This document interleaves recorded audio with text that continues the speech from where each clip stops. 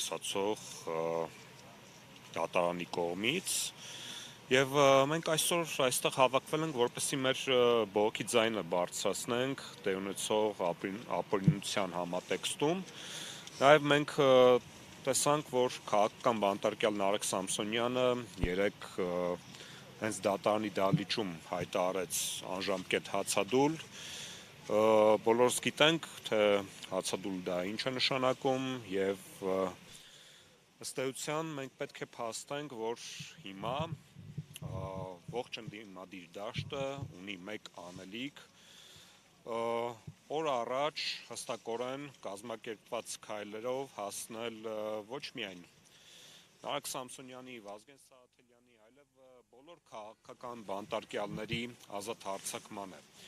Եվ մենք այսօր այստեղ ենք, որպեսզի մեր բողոքի ձայնը, նորից եմ նշում, բարձրացնենք տեղ ունեցողի համատեքստում Նարեկ Սամսոնյանի բողոքի ձայնը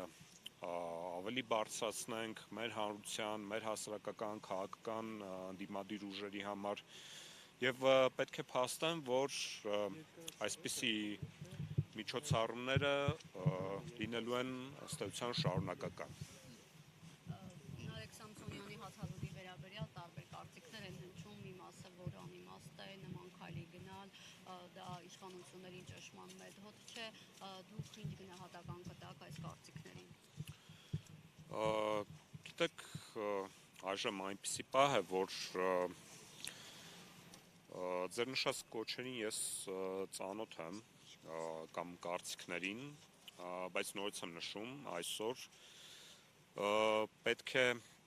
ոչ թե խոսել կամ կոչեր հնչեցնել, այլ գործնական քայլեր իրականացնել քաղաքական բանտարկյալների հարցում իրավիճակի բեկումնային փոփոխության համար։ Նարեկ Սամսոնյանը գնացել է անձնազոհության, հստակ գիտակցելով, թե ինչ հետևանքներ կարող են լինել իր առողջության համար, բայց Նարեկ Սամսոնյանը պայքարից ետ կանգնող տեսակ չէ եւ նա շարունակելու է պայքարը։ Ինչն է, հատկապես ինչից հետո դիմեց նման քայլի։ Կարծես թե դատավճիռը սպասելի էր, սովորաբար երբ հացադուլ են հայտարարում, նշանակում այնպիսի մի զազրելի բան տեղի ունեցավ, որ այլևս դիմանալու տեղ չկա։ Գիտեք, այս քրեական գործը այն աստիճան աբսուրդային է, որ փաստացի հետույք բառը օգտագործելու համար մարդուն կալանավորում են եւ մենք ունենք քաղաքական բանտարկյալ, ով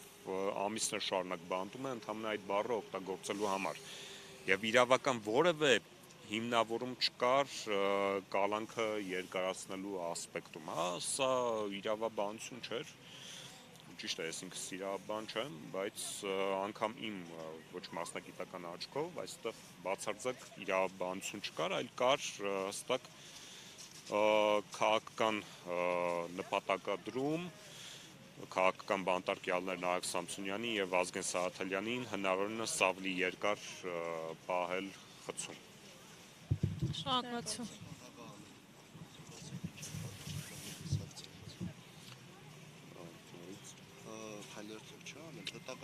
Լուծումները կլինեն շարունակական, առավել մանրամասն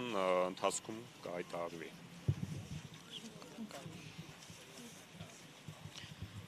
Live News-ի հարգելի հետևորդներ, ովքեր նոր են միացել մեր ուղիղ եթերին, նշեմ, որ գտնվում ենք Ազատության պողոտայում, այստեղ են